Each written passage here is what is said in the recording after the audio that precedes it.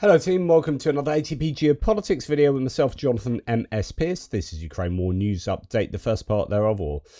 I did do a video earlier that was concerned with Ukraine and the meetings that Trump's just had in the White House and in Alaska concerning how susceptible he is to flattery and how that is utilized by other world leaders. Go and check that one out. This is my hits and losses video. We're going to start with the Ukrainian General Staff figures for the Russian losses for the day before. All the usual caveats apply, of course, to these figures. You can find them linked in the description below. We have 920 personnel lost. That's obviously not over 1,000, but a little uptick from yesterday. A single tank, 4 troop-carrying AFVs, 50 artillery systems. So yet again, really high numbers in that category. And 142 vehicles and fuel tanks, I think, show that the Russians are using those pieces of equipment, such as unarmored buggies, motorcycles, quads, to do their attacks. I know that, Pierre Dupont, who I've travelled around Ukraine with a couple of times, a good man, good friend. He is worried about the stats for Ukrainian losses against Russian losses. And the last couple of days have been fairly good for the Ukrainians, but there have been a lot more combat asset losses for the Ukrainians than for the Russians. There is an element, though, it's like damned if you, damned if you don't, or that's probably not the wrong phrase, but it's like the good thing about the Russians not having combat assets on the loss list is that it probably indicates they don't have them. And so you're replacing them with civilian vehicles and motorcycles and whatnot. The Ukrainians still probably have them, or they definitely do have them because they're losing them. Okay, so there is weirdly there is a sort of positive that you can derive from the Ukrainians having worse days for combat asset losses because they have combat assets to lose and the Russians arguably don't.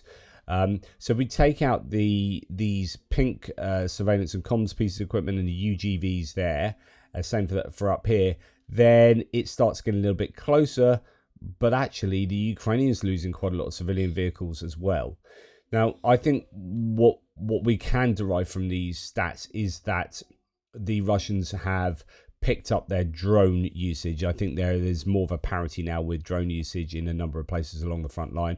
Although the Russians still complain here and there, I think that their use of fiber optic drones has really given the Ukrainians a hard time. So they are losing equipment. I think the Russians would lose more equipment, more combat asset stuff, your MRAPs. I mean, they've never really had many MRAPs, which is interesting in itself. So, the Ukrainians are always going to lose more MRAPs than the Russians because the Russians never really had any to lose. They use very few MRAPs and mobility vehicles, combat mobility vehicles. So these categories, the Ukraine is always going to have more losses in those. But as you can see today, definitely a much larger set of Ukrainian losses here. And a couple of radars as well, a radar and an ATPGEO. Not the biggest radars, but still, it's still going to hurt a little bit.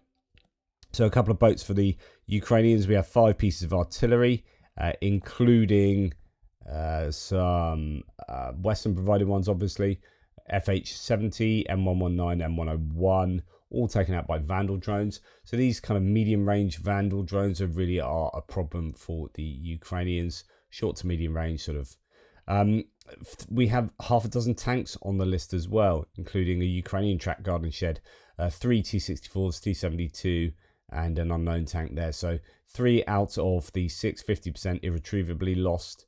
We have 4 APCs, 3 of them destroyed.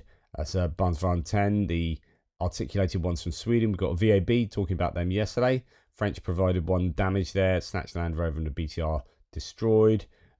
Single BMP damage, and then a lot of MRAPs, mine resistant ambush protection vehicles.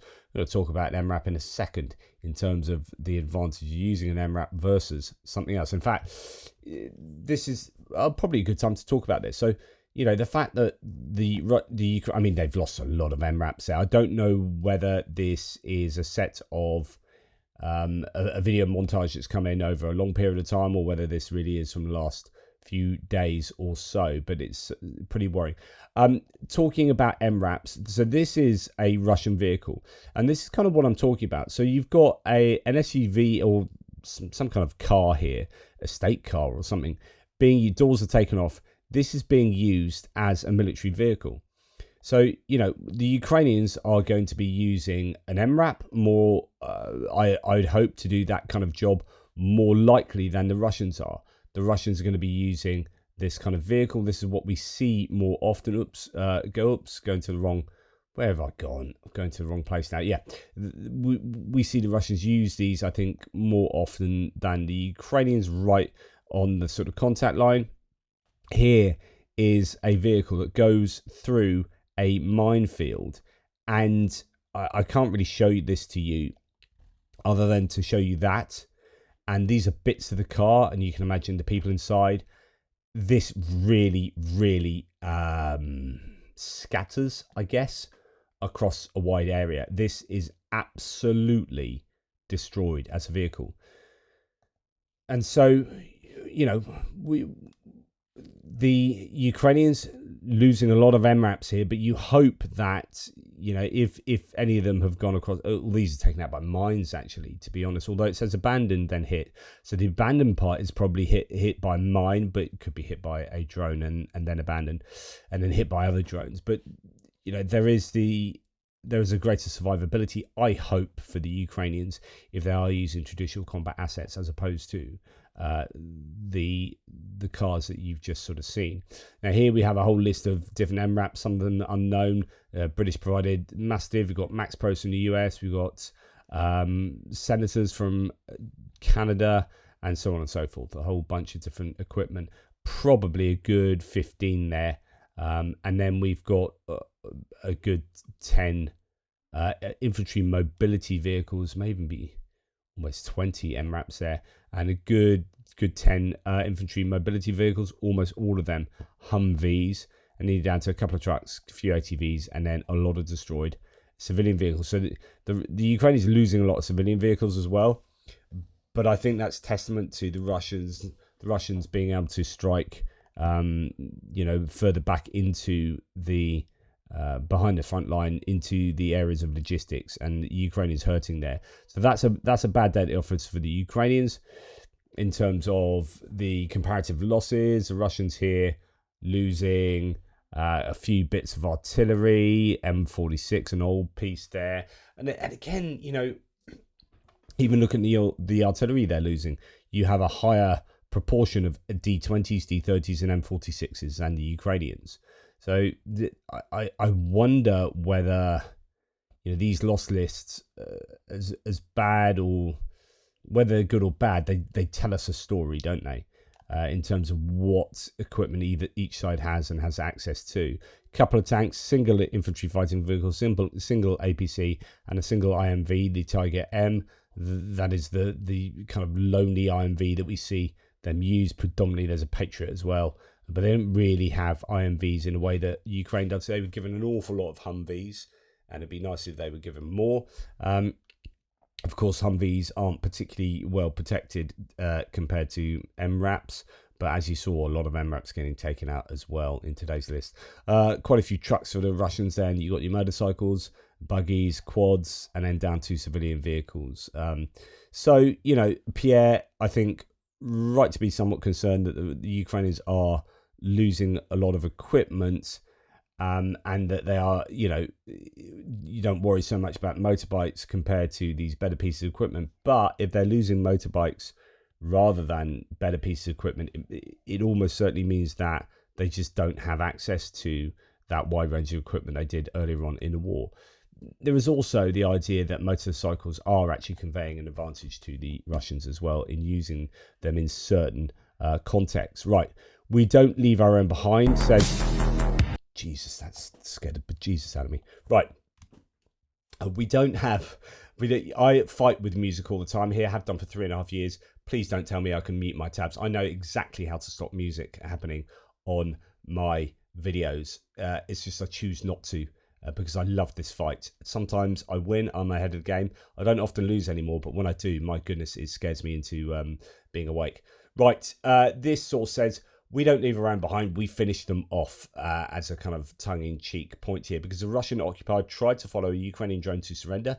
His own allied Mavic dropped ammunition on him mid-walk. We've seen this before. We've seen artillery hammer surrendering Russian soldiers, and it's been Russian artillery. We've seen Russian drones take out surrendering Russians because they'd rather have dead Russians than surrendered Russians. And here we have a drone leading a Russian soldier to Ukrainian captivity, and then the Russian drone trying to take him out. But even half dead and bleeding, he still dragged himself to Ukrainian lines. He's now alive. He's been captured and added to the exchange fund.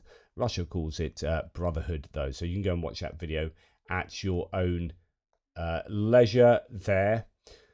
What else do we have? This is a Ukrainian tank taking out a building right next to it, point blank range with Russians inside. Quite an incredible shot, this.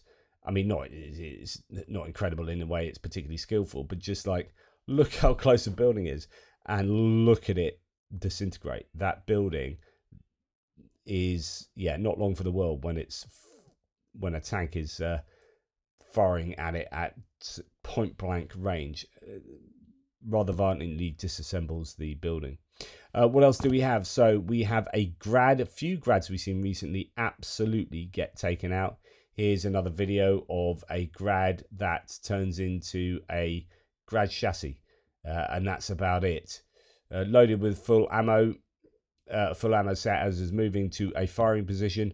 They also took out a 2S1 Gwozdika here, the operators of the Phoenix group, and damaged 3 tanks, a BMP-2 and an armored combat vehicle. So typical montage there, but one of those that I don't know if I've seen that grad video before though, of the one getting properly taken out. There are quite a few videos out today actually. Just I've only selected a couple ones, but sometimes you don't get many videos coming out on some of the socials, and then sometimes you hit a purple patch. This is an unknown location as far as we know at the moment, but it looks like HIMARS has struck something. It's reported at least as HIMARS striking something pretty significant there. So we haven't seen too many HIMARS hits for some time. So right, the other day I showed you an APC or infantry fighting vehicle or something that was proudly flying both the Russian and American flags. And it was driving at pace down a track, and I did a whole separate video on that. Many people saying it was a captured M113. Apparently not. And the crew that blew up the asses of the entire internet died, and the American flag in the Zaporizhia direction obviously died with it. This is reported by war correspondents. It's also become known as not an American captured armored vehicle, but an ordinary Gaz-71. So that ended up being short-lived, that vehicle, but it probably did achieve the PR objective it wanted in flying the American flag. Now, I reported the other day that a Russian commander or general, General Abachev, was hit on the Rilsk road, north of where the Russians are fighting with the Ukrainians in Sumy, over into the Kursk oblast.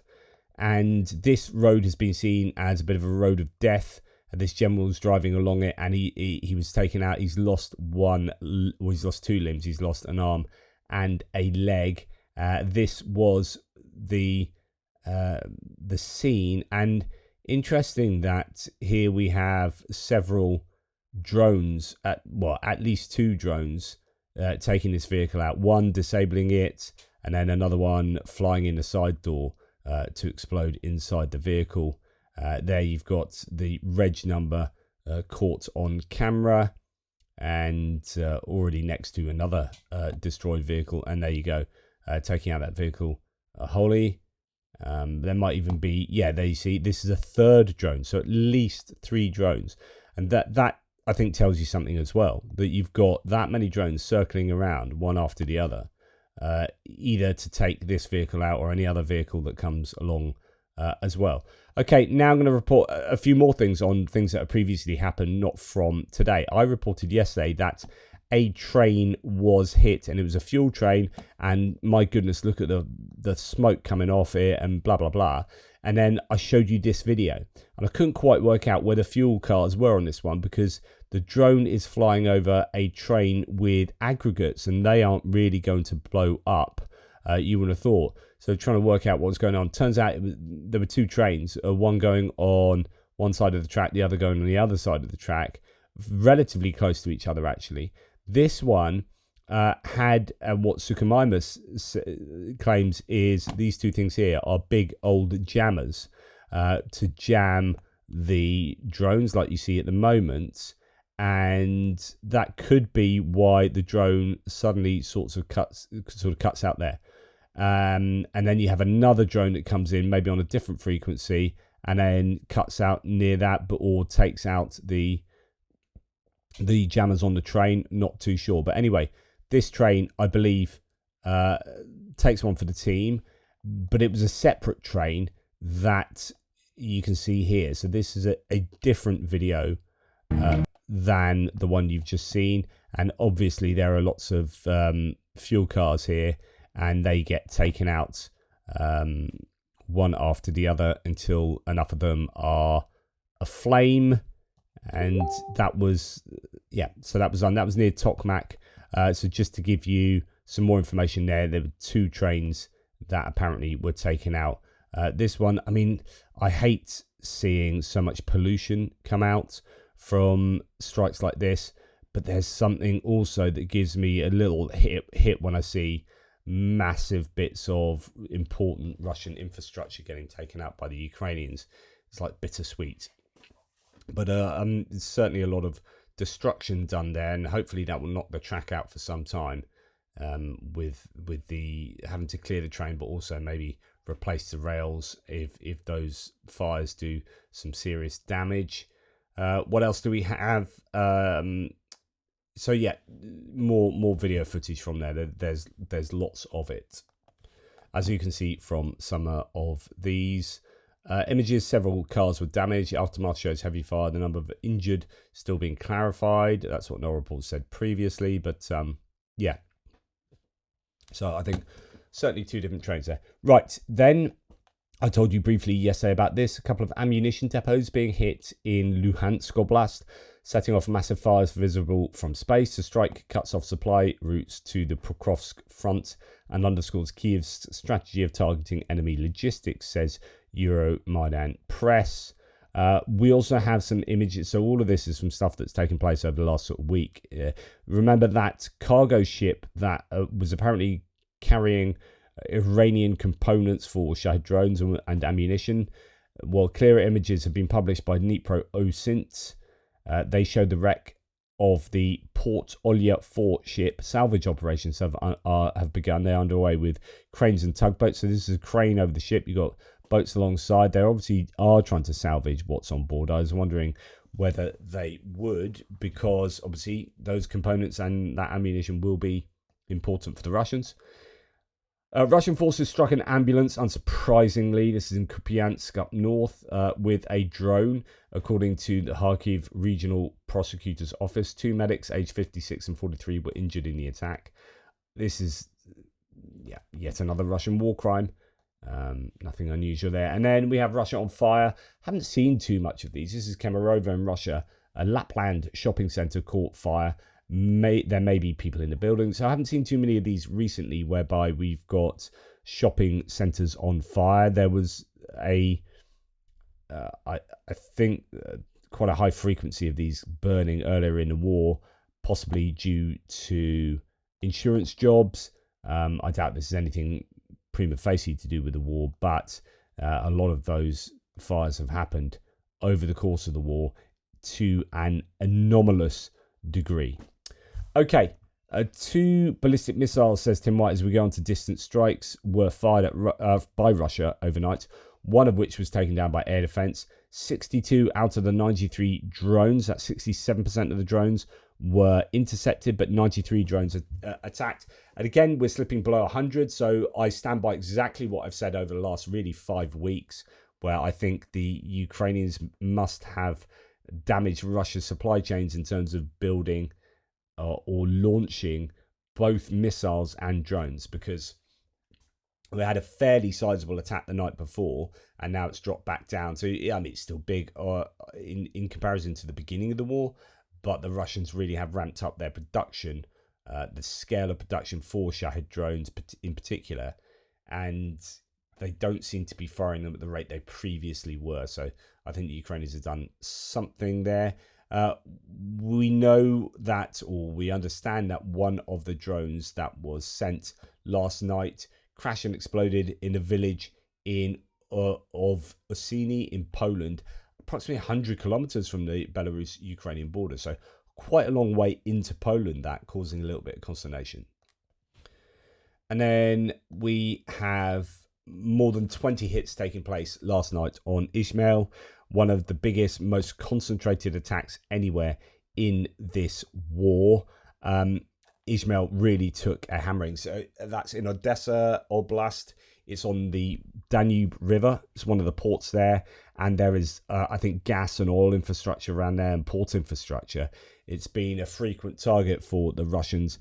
Last night was no different, but even more hellish, I believe. So the Danube port has been battered by around 20 attack drones tonight, said Tim White at the time. Video from Izmail. And Russia's intense attack tonight. Reporting restrictions are still enforced. No news of what was hit. Another big drone swarm attack, he says, this time in Sumy region as well. Injuries are reported in Okhtyrka, about 70 kilometers from Sumy city. Many fires are reported where the hits occurred, many on houses, but no one has been killed as far as we know. I sent some video from there. So it looks like something pretty substantial was struck up in Sumy. A lot of strong flames there. And then we also understand, Odessa really took one hell of a beating yet again last night. So I think this is in Izmail. Update from Izmail, the subject of an enormous attack. One channel says 28 drone hits rocked the port town on the river Danube just across from Romania. They report the Triton oil depot is on fire, and it looks certainly like more oil infrastructure, more hydrocarbons infrastructure has been hit there. The Ukrainians really suffering a lot in that region in particular. Odessa was also hit by a ballistic missile fire visible in the suburbs, said Tim White at the time. Reportedly a bigger explosion than usual seems to have been to the south of Odessa. No further details, and that could well have been Izmail there. I hope that no decent air defense systems have been hit in Odessa, making it even more vulnerable. Tim, as well as others, have said Ukraine's MOD is concerned about Russia's new drone made with the huge help from China. It's supplying around half of all the components to the Russians for these drones, including comms modules, power regulator, quartz oscillators, and so on and so forth. Uses LTE networks and is slightly smaller than the usual Gran drone. That is the new Russian drone made with an awful lot of Chinese assistance there, wreaking havoc around Ukraine. And going back to Odessa though, that is that was a big fire there. Indeed, you can see it here in this video from the emergency services. Russia struck a fuel and energy facility in Izmail in Odessa Oblast amid recent Trump's attempts to negotiate peace. One person was hospitalized. A blaze required 54 rescuers, 16 specialized vehicles, and even a Ukrainian railways fire to contain. So that's the second time in recent nights that's been the case. Really has taken a hammering, and occupied parts of Zaporizhia and Kherson were plunged into darkness yesterday evening, and now a frequent occurrence, says Tim.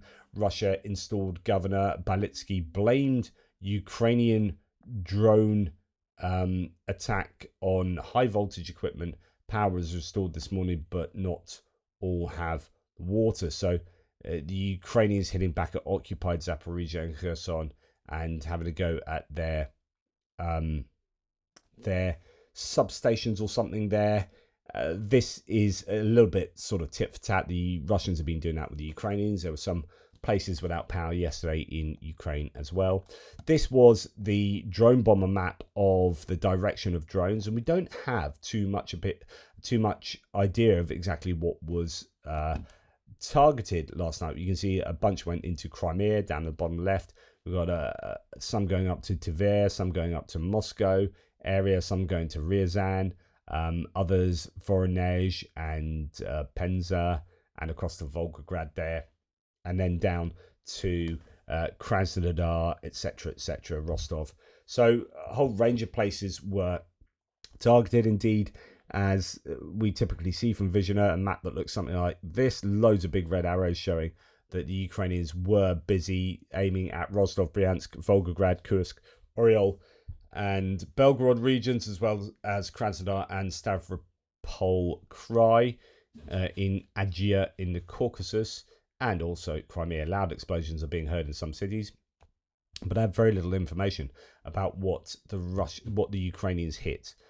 So yeah, that's pretty much the end from me in terms of those strikes. But the Ukrainians could well have been successful, just don't know yet.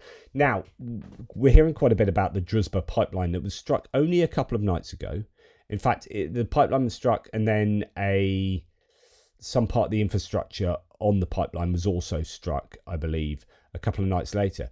Apparently, it's already been repaired, according to Hungary's foreign minister. Peter Shihata said, oil deliveries to Hungary via the Druzhba pipeline have been restored after the Ukrainian attack 2 days ago. I thanked Russian Deputy Minister Sorokin for the swift repairs. We expect Ukraine not to strike the vital pipeline again. This is not our war. Hungary must be left out of it. And Slovakia also say that the Russian oil flow via the Druzhba pipeline has resumed. The economy minister Denisa Sakova has said supplies were restarted after a brief halt caused by damage to a transformer station in Russia, the second such disruption in a week. So that's fairly impressive that the Russians were able to get that back up and running so quickly. Shame for the Ukrainians. They would have liked that disruption to have continued. And then we go on to other bits and pieces. First of all, we're going to start with a bit on the Russian economy. Evgen Istribin says the Russian businesses and trade unions have reported an increase in hidden unemployment at enterprises. Workers are being transferred to part-time work, a shorter work week, or sent on unpaid leave. We've heard a lot of news of different organisations, particularly in the defence sector or hydrocarbon sector, but going down to 4-day working weeks, not looking good. No, it's railways. The railways did, and then I forget who else, but going down to 4-day working weeks is not a good sign. Workers are being forced to transfer to part-time, shorter week, or sent on unpaid leave. So Jane Kiev says the Kremlin is now implementing measures used in the last days of the USSR to hide rapidly rising unemployment. So this was a kind of canary in a coal mine for the Soviet economy going back some 30 years or so. And not good news for Russia. Talked a number of times about Donetsk and its inability to get water. That's what a tap looks like in Donetsk at the moment.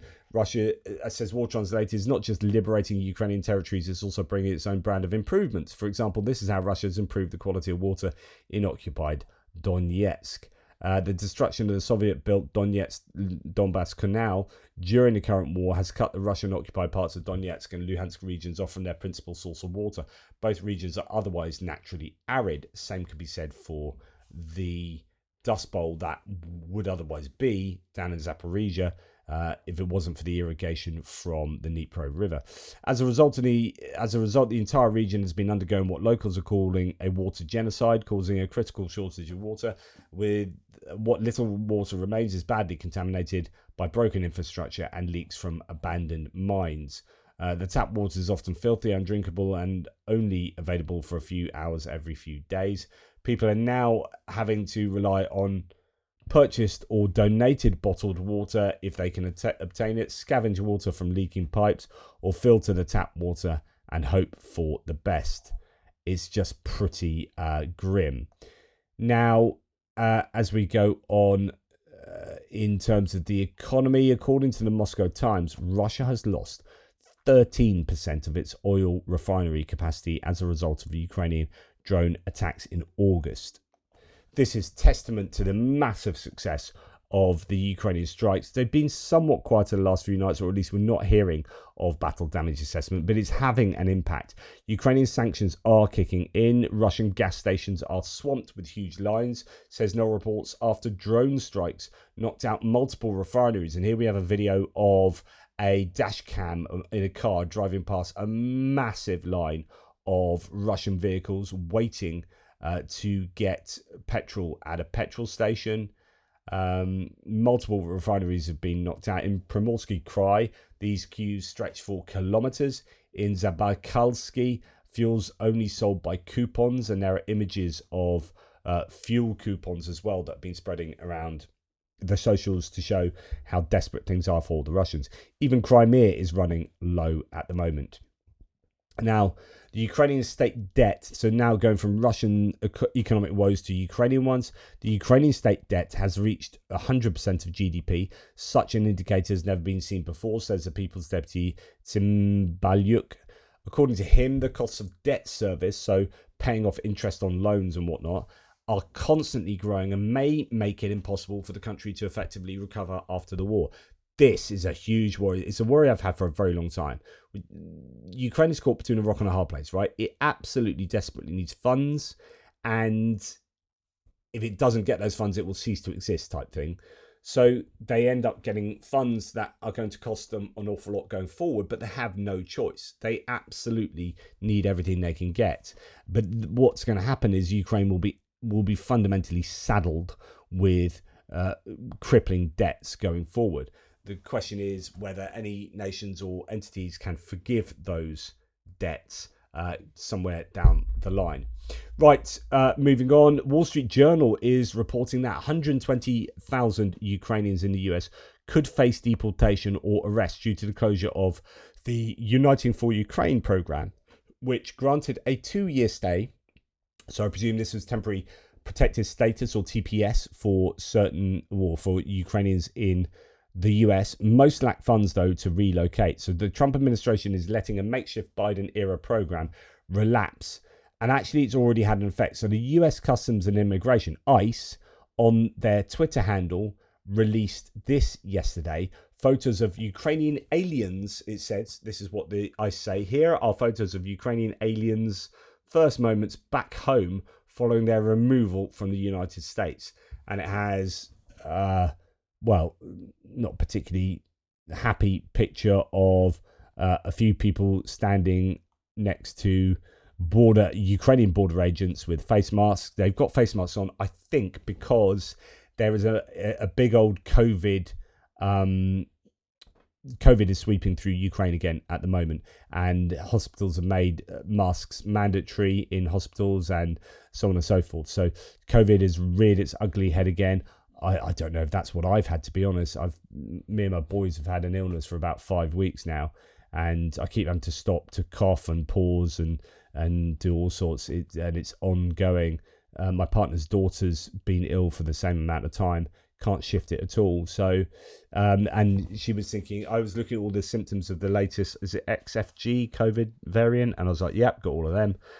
So it could well be, I don't know, though, these days it's fairly similar to other kind of illnesses, but it's really dragged on.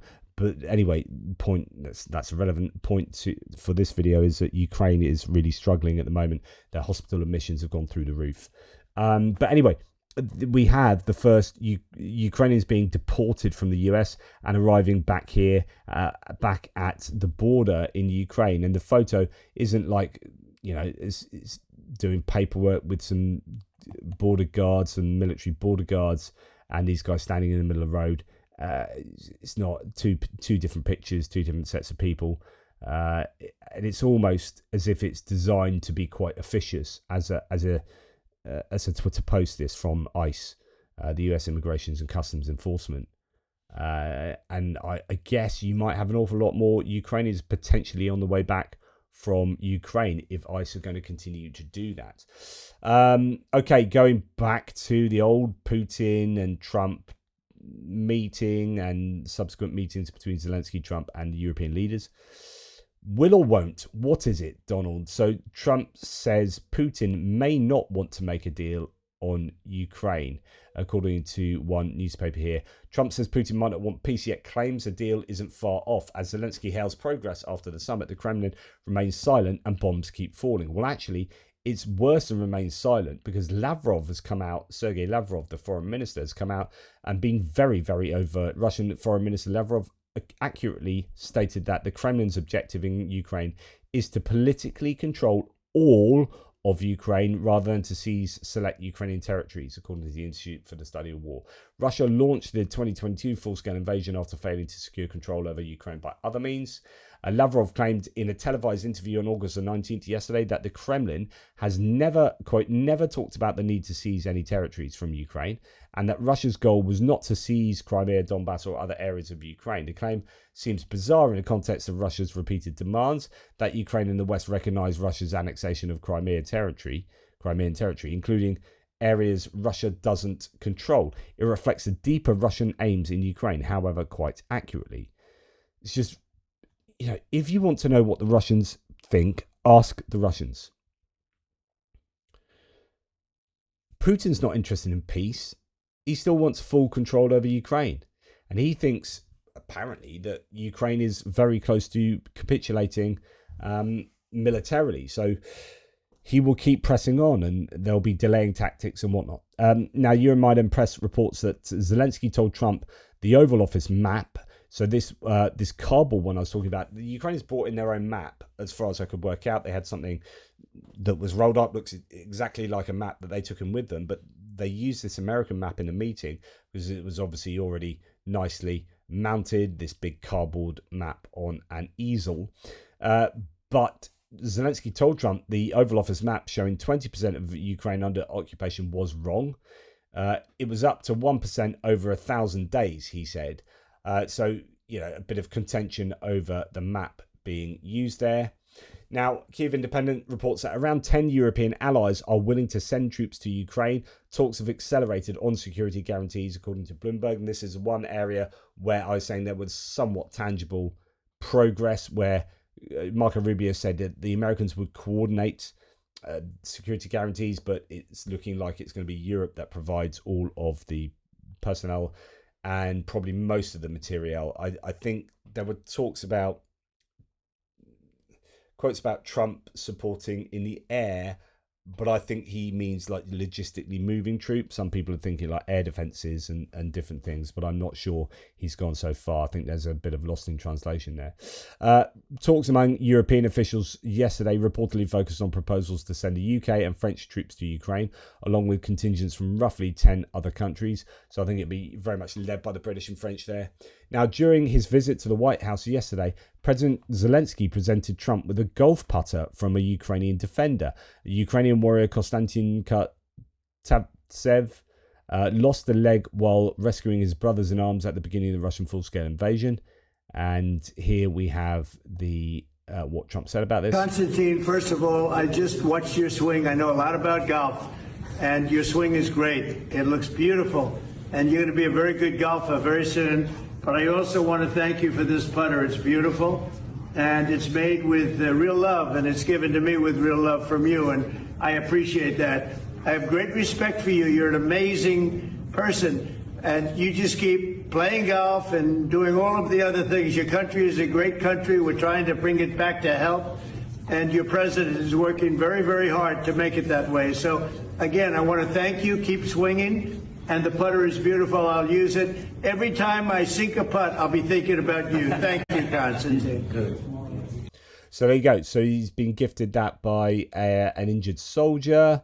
And what else do we have? Yeah, so Bloomberg is reporting that Trump has called Hungary, the Hungarian Prime Minister, Viktor Orban, and urged him to lift his veto on Ukraine's EU accession talks. This is fascinating. So is Trump actually putting pressure on Viktor Orban to allow Ukraine to get accession to the EU. So this is Trump, on the one hand, wouldn't mind the EU breaking up, but on the other hand, has just had a meeting with EU bigwigs and Zelensky saying, we really want Ukraine in the EU, but we've got a big problem, and the problem is Hungary, and they are they are in the way at the moment, and they've obviously been able to convince Trump to act on their behalf there. So that's pretty interesting. We're going to stay on Hungary because according to Politico, the US Secret Service has begun already preparing a visit for Trump to Budapest. So it's thought that the trilateral meeting between Trump, or maybe bilateral meeting between Putin and Zelensky, with or without Trump, may well take place in Budapest. But a lot of people not happy with that because they are well in the sphere of influence of Russia. Indeed, Donald Tusk, the Polish Prime Minister, says Budapest. Not everyone may remember this, but in 1994, Ukraine already got assurances of territorial integrity from the US, Russia and the UK in Budapest. Maybe I'm suspicious, but this time I would try to find another place.